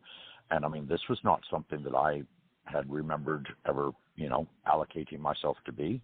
And then, of course, after my death and rebirth at the age of 14, I felt very driven to assist others in the healing process. And so eventually I became a Reiki Grand Master, which is basically an energy healer where one summons forth what you would call or classify the source of or sustenance of us all, God's energy, and basically that energy is directed in a pool of light, and then in turn that pool of light is directed to a given individual. And, of course, it is not programmed to be what would you call it, like an interference in any way. Rather, it awaits the time that you are most receptive to be healed, and at that particular given moment, then in turn it all comes into your body, it all comes into your spirit. So it's like God's divine light, God's divine will in action, in a manner of speaking, on an energy base or an energetic form. And, of course, we are all energetic beings because that's just what we are. I mean, when you really go to the far reaches of things, we are all members of one consciousness, all members of one sustaining force. And, of course, as pastors, we identify as being unconditional love because love in its extreme form is something that we as humans very seldom actually experience, unless, of course, we are in a state of bliss or the Holy Spirit descends upon us and we feel in all of our cellular form as our biological units or our card-based units as we're referring to our physical selves. And yes, I do kind of laugh because it is very true, but yet at the same time, the focus has been as human beings that we are humans and that this is the totality of our reality. And this is a misconception by all means because we are, in fact, spiritual entities having a human-based experience and not humans chasing after a spiritual experience. And so that's the truth as it is known, as it is told, and it has been told for thousands and thousands of years. And this is where we come from, and this is who we are. Now, when we are reborn, if in fact we are adding another facet to our personality, or if in fact we are completely reborn as an entirely different spirit coming into the body, I don't know, and I don't believe there's anyone that can actually say one way or the other. We do presume that we feel sort of like ourselves, like you mentioned, that we have our past history notated in our mental selves, and yet at the same time there also seems to be other facets and other aspects of ourselves that have a knowing and a knowledge that we did not possess before. So, Gigi? Well, I've heard world people. I was going to tell you, Richard, that there's people that describe it like Russian dolls is one way to say they envelop like, I've heard people say it's like peeling the skin of an onion. And all world religions that are studied, if you'll study all of them and compare the Upanishads and the Bhagavad Gita and even the Dead Sea Scrolls, even the Book of Thomas, from the ones that Constantine didn't allow, some of the books that now everyone that's in finding them and putting them together knows that science and spirit is coming together. But they are talking about the mirror cells and how every piece of us is part of us. And when we leave this and go into another realm, or like we'll say from the universe to the multiverse, then the metaverse, so those are like the Russian doll levels: universe, multiverse, metaverse, xenoverse, and the omniverse, which is a lot of where Carl Sagan, extraterrestrial, you'll see a lot of science fiction movies go up to the fifth omni. But those of us as ascended masters, Jesus Christ walks around, try to teach you how to walk around on the planet and be a carbon-based unit for your car, as we say, your automobile, your human factor. But be like your heart and your brain has to be connected in order to serve all that God provides to you. And this is your emotions, your beliefs, your what we call intellect, but more so your inspiration from emotions, feelings, beliefs, all of those things, hopes, desires. And, what you do is, I was telling Ken about how certain emotions attach to your memories. So how we are teaching now in the Ascension age is why we come here, why we adapt to a human form, a carbon-based unit, and what all this does. So all of our incarnations actually evolve our soul to go up into those levels above the 5G, if we say in cell phones, fifth dimension, if we say in the ascension process, but it also relates to the sixth and seventh and all the chakras. Now, I'm going to tell you something else about our body is everything that we are as a soul, including the 33 vertebrae. There's 22 pieces of us. There's 23 chromosomes, male, 23 female, 46. You put 46 with 33, and that's like 79, which is like the 78 tarot cards plus the reader. All these ancient wisdoms that have been taught throughout Egypt, America, everywhere, Atlantis, Mu. We've always had this Christian mystics is what we say now, but at one time, all the Abrahamic faiths knew exactly the same thing thousands of years ago. Ergo, why we're teaching the great year in 2021. So all these people that lost their way, they learned how to come back in their genealogy by education, folks, but it was heartfelt and allowed in their space groups, in their clans, in their universes, okay? So when we go out and spin out close to 25,000 years on this planet with the sun, we learn how to return, and we can come back here or other places. And we're going to be teaching all that because everybody else is teaching it now. And you'll learn why the elites lost this battle. Only a handful, Bezos, Gates, let's see, who else? Well, all the big ones are going to have to work together, but we're only going to allow them no more than 15% to the corporations. But the elites and the corporations are going up against coming into this reality where all the little beings are those that were held under by prior empires. So the ascended masters are speaking to all the ascension masters on the planet and bringing them around the world together to educate the masses, what's called the critical mass consciousness. So I'll leave it at that today, because that's why you're going to hear about all of this happening before June in the World Science webinars. So back to you, Miss Gigi. You said people were hungry for this knowledge of the Ascension Masters. Can you talk about that some? Well, yes. Well, to me, from what I've been taught and what I've learned as far as the Ascension, flesh gives birth to flesh. Spirit gives birth to spirit, because you can't enter into an ascension without being of spiritual content. And with spiritual rebirth, it really refers to the new life of a person when they find out he or she becomes a believer. So in that there is a regeneration, or the term being born again.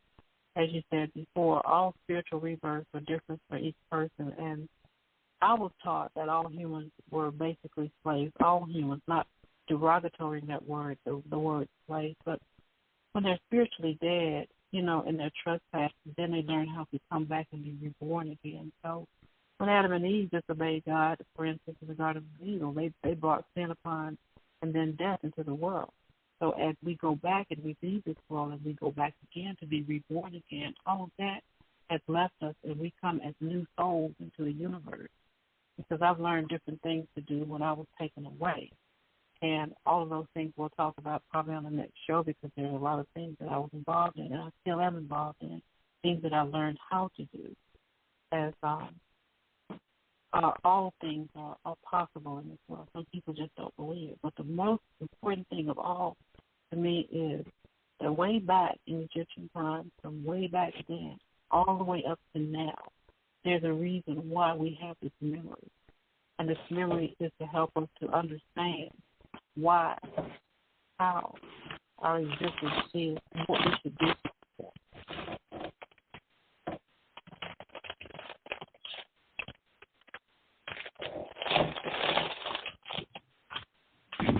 I don't know what all that background noise is. Are you there? Hello?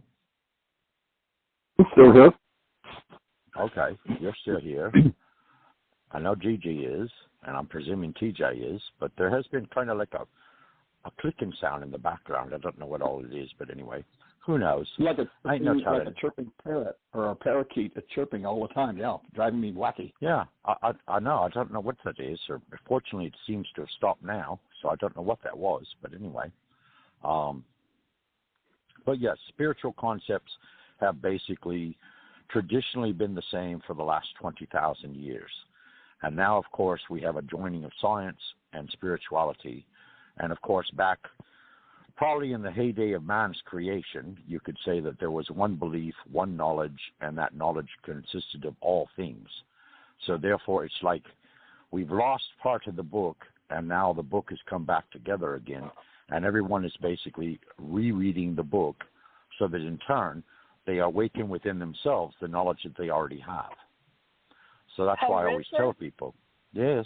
All that noise was coming, I guess, from her internet. Do you know anything about her? Is she sitting in front of a computer, or is she on her phone? Does she have her speaker up? Because she's been doing Blog Talk Radio so long, she probably knows all the ins and outs. But whenever she calls in, there's all this scratchiness and all that stuff you were hearing. Can you explain it? Sounded more like parakeets or parrots. I have those birds, so if you have them in the same room, they start chirping. That sounded like it was chirping constantly. Gigi, are you there, or she's left us temporarily, or what? I'm here. I guess I was zapped out again, Richard. Every time I start to speak, it seems as if I lose my connection for some reason, but I'm here. That was my comment. The last bit was my comment. What DJ was asking. Okay. I hope you guys heard. Well, I'm not sure. I think we may have, but I'm not absolutely positive. but we were commenting about there seemed to be a clicking sound and the rustling of papers and all kinds of things coming in the background, and we couldn't figure out what the source had been or whatever. So that's what we turned our attention to temporarily. So I don't know. I think it may be just interference that's being projected at us. I would not be at all surprised. And just like I'm not all surprised that, we're dropping signals here and there, and it's not so much the reliance of our internet or the reliance of our connectedness. There is going to be resistance of some kind, and it manifests in whatever form it can take or whatever path it can use, because, yes, we are truth seekers, and we are awakening many upon the ascension path. And this is knowledge that is not only old, but it has also been transmuted and transformed so that now the latter day generations may comprehend it fully.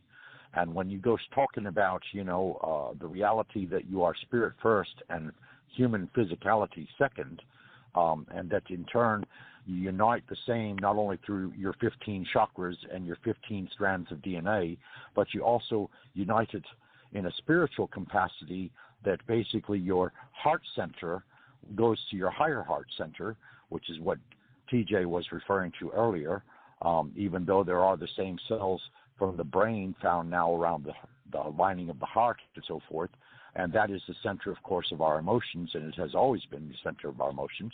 And our emotions, of course, express our artistic nature as well as how we feel about each other, or feel about ourselves, or feel about what we think, or feel about what we know, or feel about what we trust, and so on and so forth. And the list just goes on and on for days.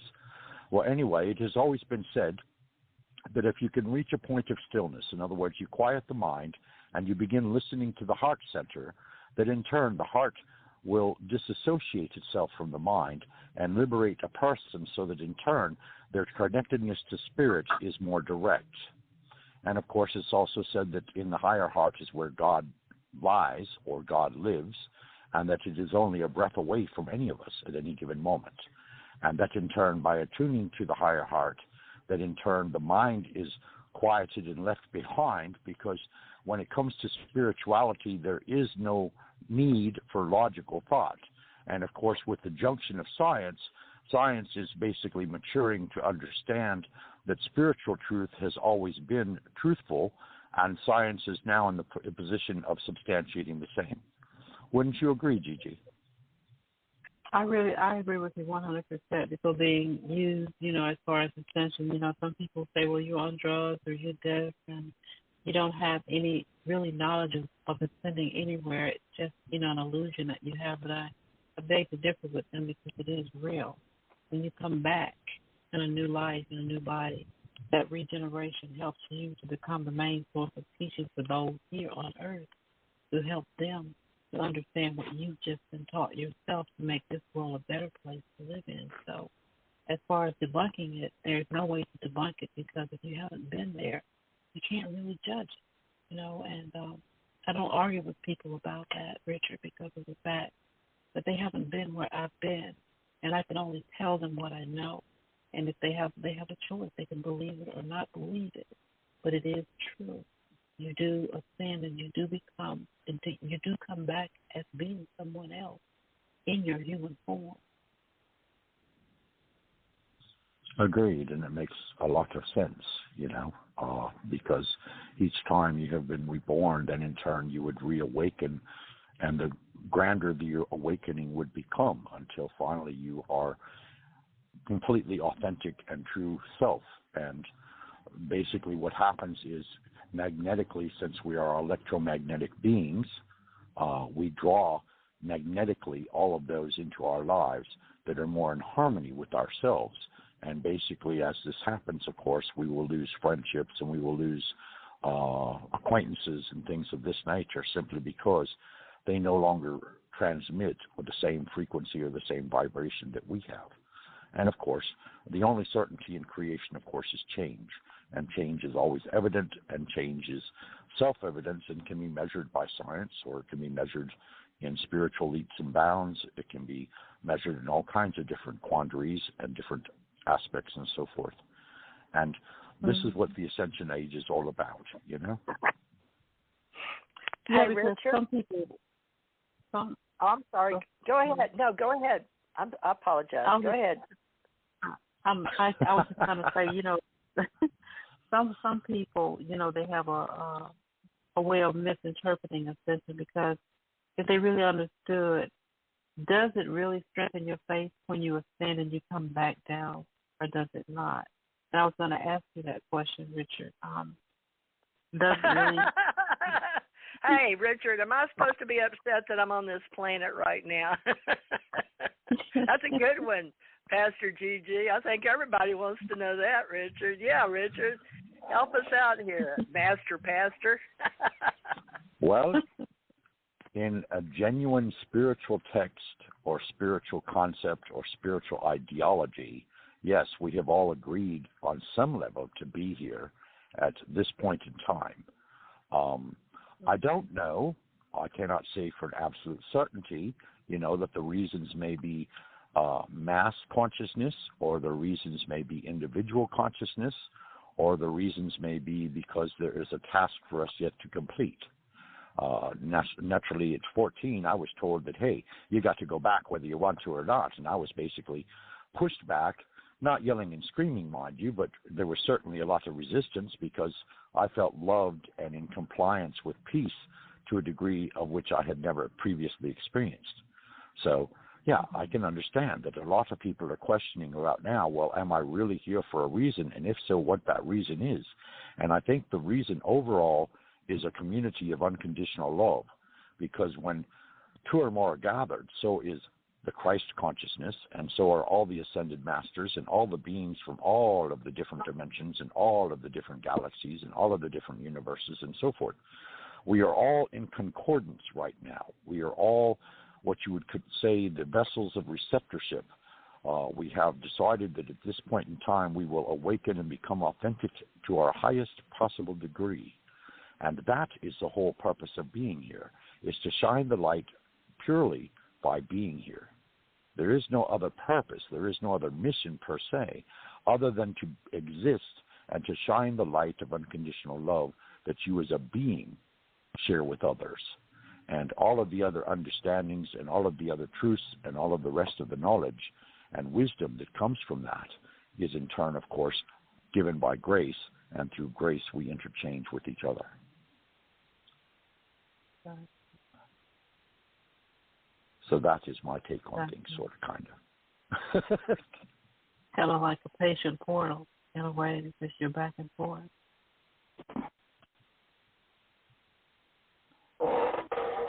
TJ, are you there? Hello? The other pastor. What's the other pastor's name? Pastor Johnston? Yeah, Pastor Ken, you could say. Yeah, I'm here. Okay. I was just listening. Folks, we only got 10 minutes left. That's odd. I hear that sound again. Yeah, I know. I don't know what it is. My speakers coming from somewhere. Yeah, it's not coming from any of us. I think it's coming from... Door. It may be coming because there's an airplane flying overhead. No, this is the chirping of a bird. It's a chirping sound like a bird. There are no birds chirping here. Mm-hmm. And that sounded like a door being pulled open. That's weird. That's me closing my patio door. Okay. I was sitting away from all the noise that I thought, so I could ask. I wanted to ask Pastor Ken about his book. Where can you get his book?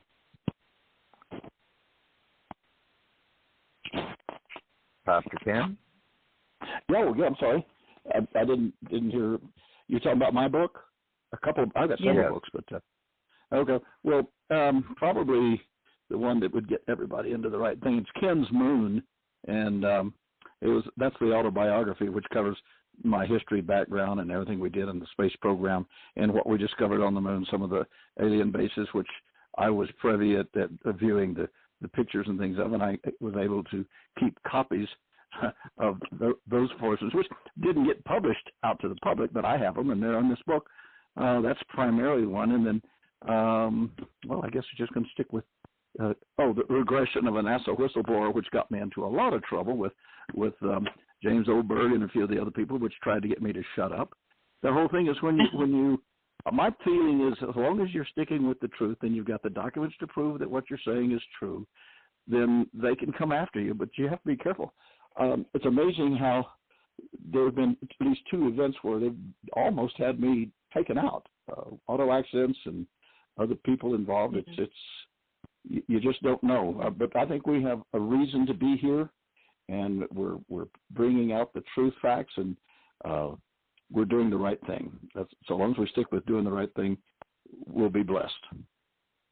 Exactly, because I do have a friend. I won't mention his name here, but he worked for NASA also, and he created the insulation for the space capsule. So I was told we can never talk about it and whatever, because you're really putting the person in a whole lot of situations that could cause you to be taken out or whatever. So I understand, but I would like to read your book and read it for myself to obtain more information so I can be a little bit more knowledgeable of what we're talking about here.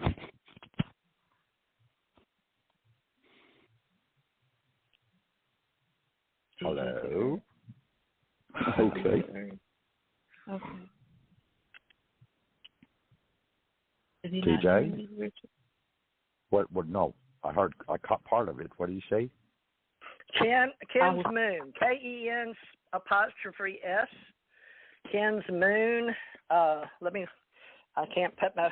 Ken, can you put your finger? Anyway, it's on Amazon. Let me look real quick, folks, because it is a foundation, and we have a few changes to make in it. And we'll probably do a second edition, but Ken and I realized that the first time, but I was not his publisher. So you can release the book in the second edition. It's Ken's Moon, the smoking gun that reveals the dark. Excuse me. Dang it. Book by... Are you okay there? Now that I don't was know the why first your book. book is choking me. It's on Amazon, Dr. Pastor Gigi. Darn, I don't want to be talking on spiritual about a smoking gun, but that's what the one I do not have. This is a later release, but we have some typos in some of them, but I wasn't the publisher. But you can, have 1 or 2 maybe. Anyway, it's according to Stanton Friedman. Stan had some, and I was working with him as an editor, but he had a agent in New York. But it's Ken's Moon, KEN''S, and it's by Ralph Kennedy Johnston Sr. is the author.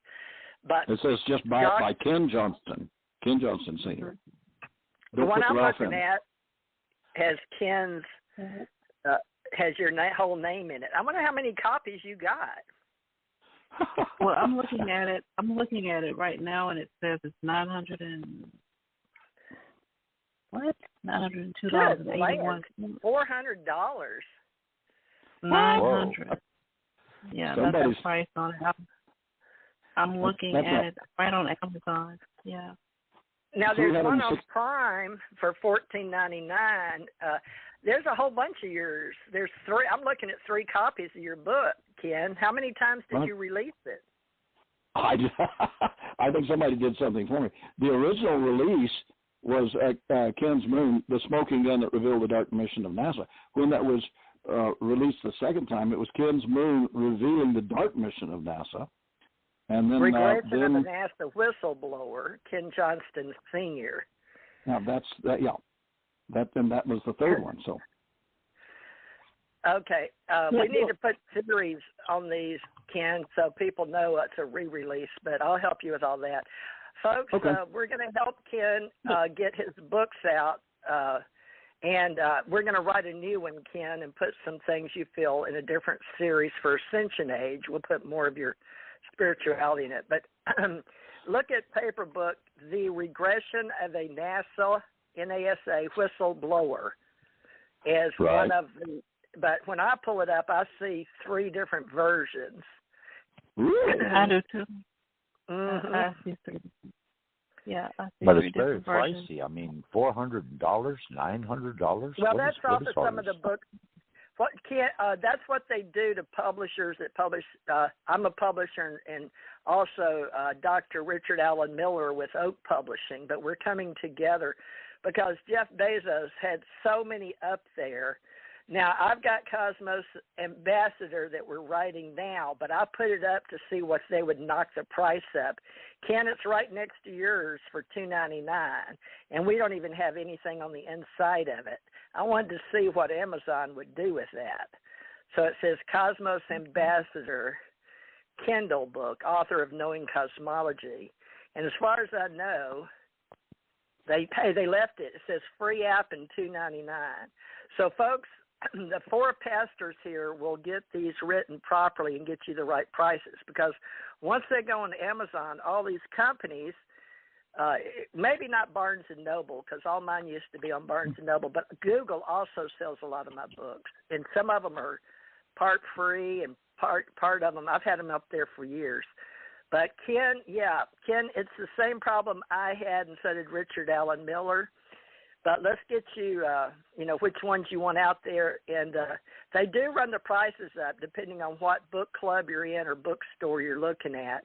But this is an education for Pastor Gigi, because we're really looking into all this, folks, because they used to run all of our publishers up because everything had gone to ebooks, and we all used CreateSpace, and everybody – all the publishers trusted Amazon, Jeff Bezos. Of course, he lived in a little house and a little car, and he just had a little job over in Wall Street. But we lived through that too, folks. So, but he became like the richest man in the world. But, all that's going to come back in the next reality. But we all love and light. We share, what do we say? Unconditional love. Now, Ken, I'm looking at Ken's Moon, Revealing the Dark. Is that the same book as Ken? It's all the same inside, just different covers, or maybe re-edited, or what? The one you we're talking about was an 8.5 by 11 size book, and it said The Smoking Gun, Revealing the Dark Mission of NASA, an autobiography by Ken Johnston Sr. The next time when we republished that, it was Ken's Moon, Revealing the Dark Mission of NASA, and this was an autobiography by Ken Johnston. And then to try to bring all that stuff together, I did the regression of the NASA whistleblower, and that got the government, the secret government, and those people from going out after me, and that's when I had the car accidents and almost wiped me out. They were trying to get me to keep my mouth shut. But it's too late now. It's all out now. Go ahead. Well, no offense, Ken, but I don't have $902.81 to buy your original book. Well, I can send you half of it, maybe. Never mind. Well, that's my prices went up on my books as well, because I have 3 books out on Amazon, and the prices are just horrendous. And now I know, by you explaining it, TJ, why that happened. So, I'll just pull my books from Amazon and put them on somewhere else. Probably. Oh, no, you got to leave it on Amazon. We just got to go in and let the people in the business, because we've already done an expose, and we've already had around the world exposure. We've already done videos on all that, and we've had, so people know, we've already gone through all that with all the publishers. But no, leave it. You have to. All of us have to work with that. But now that we've caught it, and but it's still happening, we'll work with you on that, because that's what we do. Is we work for lightworkers and truth seekers. But I have an authors club online, folks. If you wonder why the concern for Dr. Ralph Kennedy Johnston Sr.'s books. Plus, he's a friend of mine, and I don't want to see. He can't be selling books at $800. I just don't have that kind of money, folks. I don't know why they knocked this book up. So I think it sounds like a typo, and nobody caught the typo, and it's been out there. No. People say, "Oh my God, I can't afford it." No, it's Amazon's bots. It's the bots, and they had those in the beginning. But no, yours is down to 20 and 15. And folks, everybody in our authors club, be sure and put your author bio on Amazon. And we'll do spirituality, science and math, reference books, business, computer technology. But we're working on some spirituality books in our real out of body, our real near death, and our real Ascension Center testimonies together. And we'll get them out there on Amazon. But no, that's okay, CC. What's the name of your book, CC? I didn't know. Gigi. Excuse me. You must have been a CC in a past life, because I cannot figure out why my soul or my spirit or my brain calls you CC. I have no clue. There are three true story books of people's lives. One is called Dolores. One is called Jolene. The other one is the Cassie Johnston story. It's about her life as a woman of ill repute who came back to try to straighten her life out again. So that's way before I met you guys anyway. But they've been out there for a while, some years. Is it Jolene? Because there's a whole bunch of Jolenes. Do I have to put in by Gigi Adams? No. Jobleen. They're on Amazon. You can put in Gwendolyn D. Adams Evans, and it might pull it up. Jolene, the Cassie Gaines story, and also, Gwendolyn D. Adams Evans. I'm going to try that. I'm in my Amazon account, and I've got a Prime. But Gwendolyn Adams Evans. Let me check that. Yeah, we'll have to get you in our book club and put your book. Well, we'll make Ascension. The Wailing Alien, is that you? That's mine. That's a children's book I'm writing for kids. And then A Winter Without a Coat. Oh, yeah. You're quite a published author here. My goodness. Yeah. Girl, I had no idea. You've got several books out. Yeah. But, oh, good. Good. Well, yes, you can join our club, the one that Ken couldn't.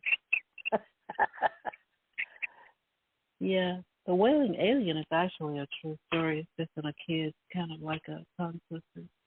You know, for children to get used to not being afraid of what they see and what they experience, because, you know, so many people scare them into belief that, you know, you're going to get caught and you're not going to ever come back and things like that. So it's kind of like a tongue twister, you know, with reality in it. So it's kind of a fun kind of thing where kids actually learn a lesson from an alien that came to Earth. So I was asked by the Board of Education to write that some years ago, you know, for some kids, so I did it. That's what that's Thank about. you. Well, we appreciate your participation. Thank you for that, and I can look at it free, so I will do that. Thank you, Gwendolyn. All right, so Pastor Gigi is Gwendolyn Adams Evans, and an accomplished author on Amazon with 4 books to her credit. And I didn't know that about you. So we've got a lot to learn about each other. I don't talk very much about myself. But I wanted to ask a question to any one of you pastors that can answer it. I don't know whether you've experienced this, and I know you said we're almost out of time, TJ, but there's a rumbling sound that I hear, and people actually think that I'm going crazy, but I hear this rumbling sound. It's kind of like a low-grade sound. You know, it's like it's coming from the earth or somewhere, because I can hear it. If I'm very still, I can hear it. It's in the atmosphere. And I can hear it. I can feel it under my feet, but it's not an earthquake.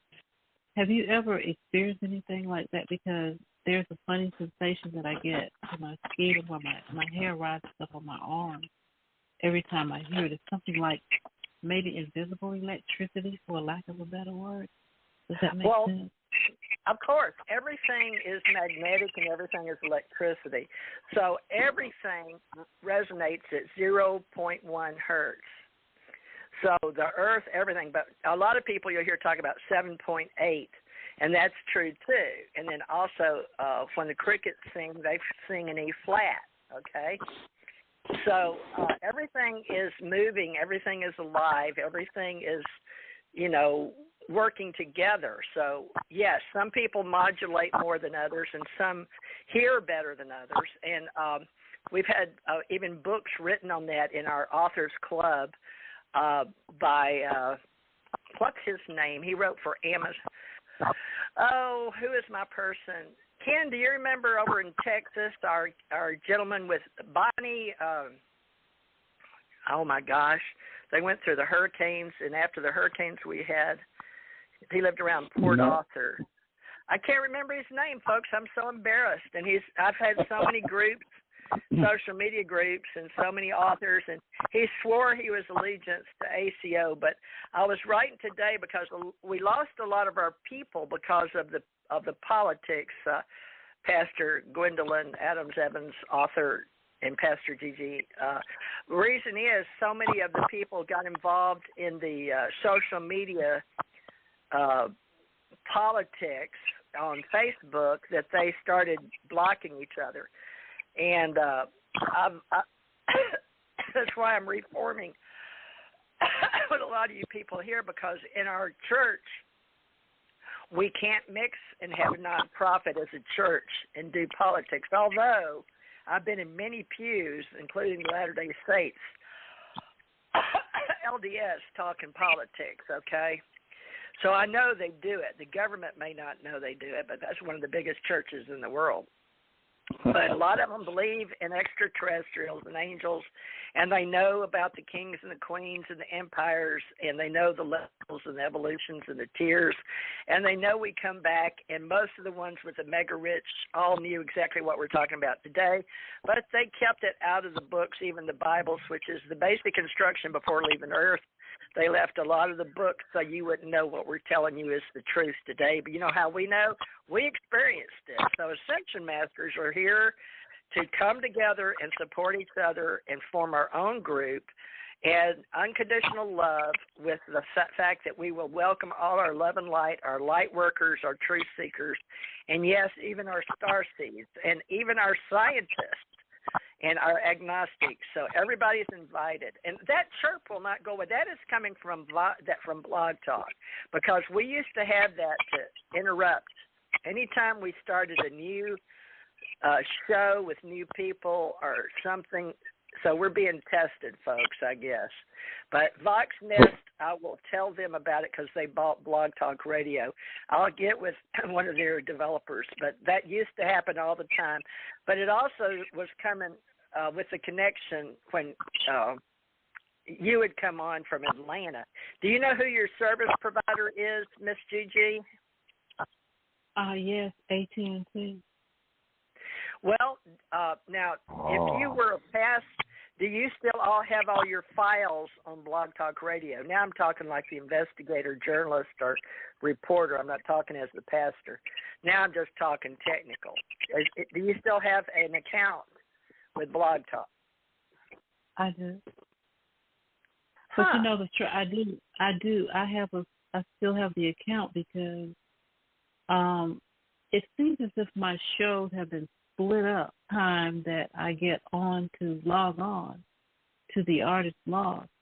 They're old shows that I had, and it's telling me that I need to upgrade. You know, and I find that very strange because I pay monthly for my Blog Talk platform, and all of my archives are there, but I have to go over from each one of the titles that I had doing the radio broadcast over the years to get everything back into one radio show, because I wanted to bring all of my archives over, but I'm having difficulty bringing them all over to just the show that I do, A Journey on the Artist Blog, that one on Blog Talk Radio especially. That's also why we have the clicking sound, because it usually came from anyone that was on another Blog Talk that came on my show. So it's an internal bot or something they have, because when we'd have conflicts was due to each Blog Talk Radio trying to connect and talk like the chirping birds. So the only way they would have gotten your files crossed was if you changed the name as you logged in and your call sign, because we can only have one call sign, like why I haven't changed TJMRCT Radio to American Communication Online. I had one Cosmos Radio in order to carry those, and they lost some of my files in 2008 and then later on.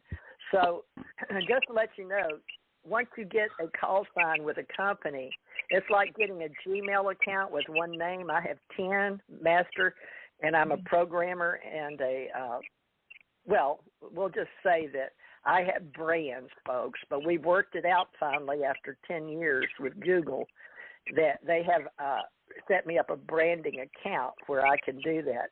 Unfortunately, Blog Talk doesn't do that. So, Gigi, I suggest that some of yours may have been under a separate email or Gmail, or you paid with a different card or something. Do you remember that you may have changed data inside their software package? No, because I had a journey. We're not alone, and that was put into hiatus because my co-host, well, we won't talk about that right now, but anyway, she's not doing the show anymore. So I kept the show title, and I'll go in, to do whatever I need to do under that broadcast. And then the other one was the Artist Month, which I've had for many years. And I can still broadcast up under either one of those names. So my card has always been the same.